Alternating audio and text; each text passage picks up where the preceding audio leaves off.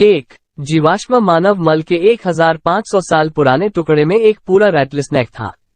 जब शोधकर्ताओं ने 1960 के दशक के अंत में दक्षिण पश्चिम टेक्सास के लोअर पेकोस कैनियन लेंस में पाए गए 1500 साल पुराने जीवाश्म मानव मल पर एक नजर डाली, तो उन्होंने पाया कि इसमें एक पूरे रैटलस्नेक का शरीर था, 11 पसली की हड्डियां, 11 कशेरुक, 48 तराजू और एक फॉर्म।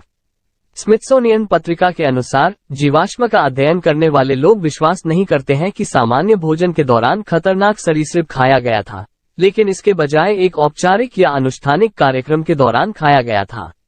2015 तक एक भारतीय एन्क्लेव था जो बांग्लादेश के भीतर भारत के एक टुकड़े के भीतर बांग्लादेश के एक टुकड़े के भीतर भारत का एक टुकड़ा था।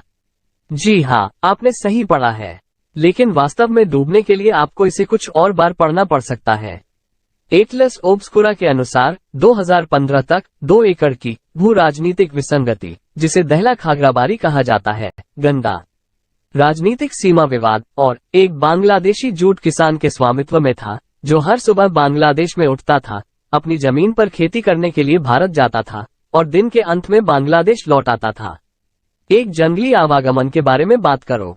3 सबसे पुराना ज्ञात तारा ब्रह्मांड से भी पुराना प्रतीत होता है।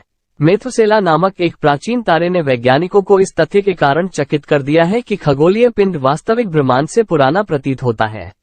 लेकिन अब एक स्पष्टीकरण हो सकता है।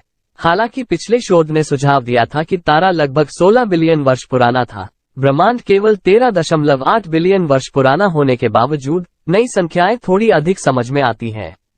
पेंसिल्वेनिया स्टेट यूनिवर्सिटी और बाल्टिमोर में स्पेस टेलीस्कोप साइंस इंस्टीट्यूट द्वारा 2013 के एक अध्ययन के प्रमुख लेखक हॉवर्ड बॉन्डर ने तारे की दूरी, चमक, संरचना और संरचना के बारे में जानकारी में कारक बनाया।